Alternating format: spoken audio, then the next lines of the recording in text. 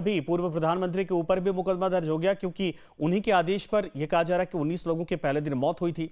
यानी उनको भी कटघरे में खड़ा करना और देश को नई दिशा देना। ठीक है, मैं आपके पास दोबारा आता हूं। बिल्कुल सही आपने कहा। स्वर्ण सिंह साहब, जरा आपका आकलन क्या कहता है? चूंकि देखिए इंतरिम प्राइम मिनिस्टर हैं, अंतरिम प्रधानमंत्री बनाई गई हैं और जाहिर सी बात है कि चुनाव करवाने की जिम्मेदारी है। सरकार 5 साल चलाना या फिर देश को एक नई दिशा देने की उम्मीदें जरूर हैं, लेकिन उतनी जिम्मेदारियां इनके कंधों पर नहीं है। नई सरकार या नई व्यवस्था देकर हो सकता है कि आने वाले वक्त में इनको मुक्त कर दिया जाए या फिर 6 महीने बाद कोई और गद्दी पर आए।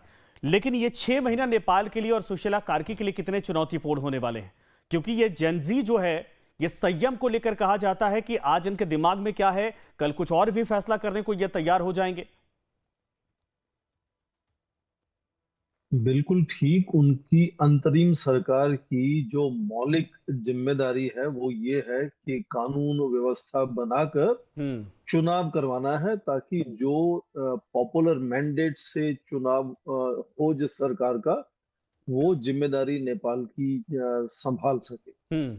अब ये काम करने के लिए उनको सबसे पहले तो अपनी सरकार के, अंतरिम सरकार के मंत्रियों को चुनना होगा। जी बिल्कुल। उसमें वो नेताओं को चुनती हैं या विशेषज्ञों को चुनती हैं, अफसरशाही से लोगों को चुनती हैं, ये देखना होगा। हम्म। उसमें भी लगातार आप देखेंगे प्रतिस्पर्धा शुरू हो गई होगी। उसके साथ साथ जो पार्लियामेंट है, जिसको आग के हवाले कर दिया गया, हम्म। कम से कम उसको, वो राष्ट्र का एक तरह से सिंबल है वो वहां की लोकतंत्र का, हम्म। उसको रिस्टोर करना होगा। और उसके साथ साथ युवा पीढ़ी के साथ मिलकर उनको भरोसा दिलाना होगा कि लोकतंत्र जो नेपाल का है वो खतरे से बाहर है और उसको वो बहाल करेंगी। हम्म। उसके साथ साथ आप देखिए, आपने सुना होगा कि बहुत सारे जो कैदी हैं अलग अलग जेलों से भाग गए हैं।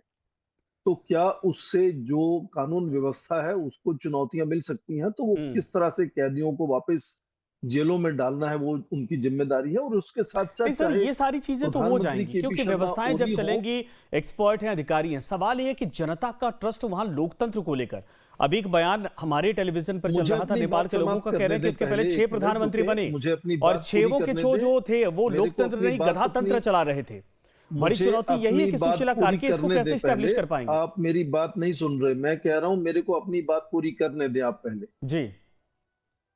तो उनको अभी न केवल केपी शर्मा ओली से लेकर सड़क छाप जो जिन्होंने हिंसा की, उनकी हम्म। जिम्मेदारी ठहरानी होगी। सबसे बड़ी चुनौती है कि वहां का चुनाव आयोग कहाँ है। अप्रैल के महीने में 3 जो चुनाव आयोग के कमिश्नर थे, चीफ मिनिस्टर, चीफ कमिश्नर थे, हम्म। वो रिटायर हो चुके हैं। एक्टिंग इस वक्त चीफ इलेक्शन कमिश्नर हैं। 6 में से 3 इलेक्शन कमिश्नर हैं। हम्म। वो किस तरह से चुनाव होगा, उनके चुनाव होने से ही पूरी प्रक्रिया शुरू होगी, किस चुनाव कैसे और कब होगा। हम्म। तो उनके सामने बहुत चुनौतियां हैं। संवैधानिक चुनौतियां हैं, कानून व्यवस्था की चुनौतियां हैं, राजनीति को लेकर चुनौतियां हैं, आर्थिक हम्म। व्यवस्था को लेकर चुनौतियां हैं।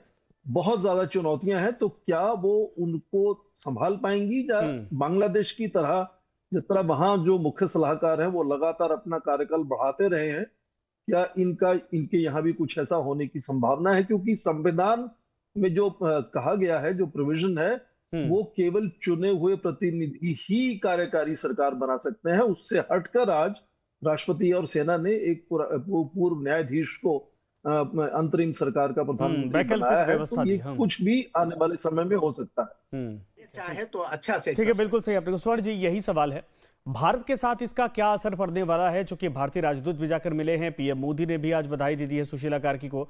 तो ये जो संबंध अब नेपाल से नई सरकार से स्टैब्लिश होंगे, चूंकि भाई नेपाल तो ऐसा देश है जहां से हमारे संबंध हमेशा बेहतर रहे हैं, रोटी बेटी का रिश्ता रहा है।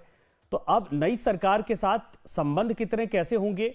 और जो कहा जा रहा है कि चाइना और इंडिया दोनों का समन्वय नेपाल को बनाना होगा, क्या ये चुनौतीपूर्ण होगा?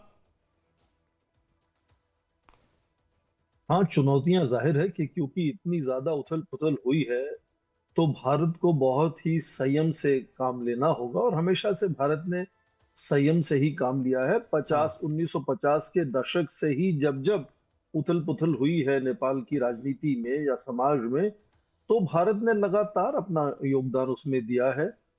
उसमें इस वक्त ये ध्यान रखना होगा कि भारत वहां किसी चीज को एक तरह से थोपता हुआ नजर नहीं आना चाहिए। हम्म। निर्णय जो है वो वहां के प्रतिनिधि लें, वहां की जनता ले।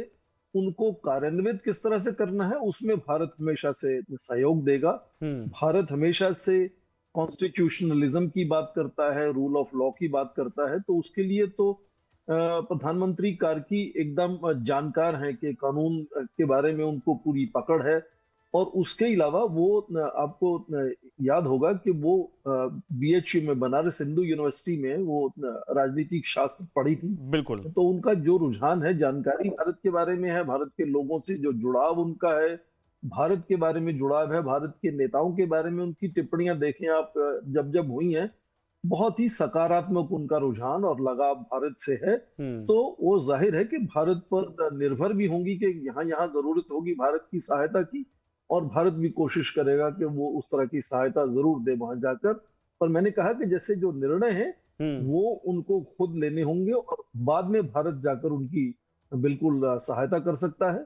और इस वक्त उनको, मुझे लगता है कि केवल सीमित उद्देश्य लेकर चलना चाहिए कि किस तरह से चुनाव आयोग का गठन हो जाए, किस तरह से कानून व्यवस्था काबू में आ जाए हम्म। और चुनाव हो जाए समय से। उनका अपनी जो साख है वो इस पर तय करती है कि क्या वो समय से चुनाव करवा सकती हैं या करवा देती हैं। और जो भी सरकार बनकर आती है उनको जिम्मेदारी फिर वो चिंता करेंगे कि जो आर्थिक बिल्कुल सही मंदी है आपने कहा। उससे कैसे ठीक है सर, समय खत्म हो चुका है, जूझना बीच में है। आपको रोक रहा हूं ये आप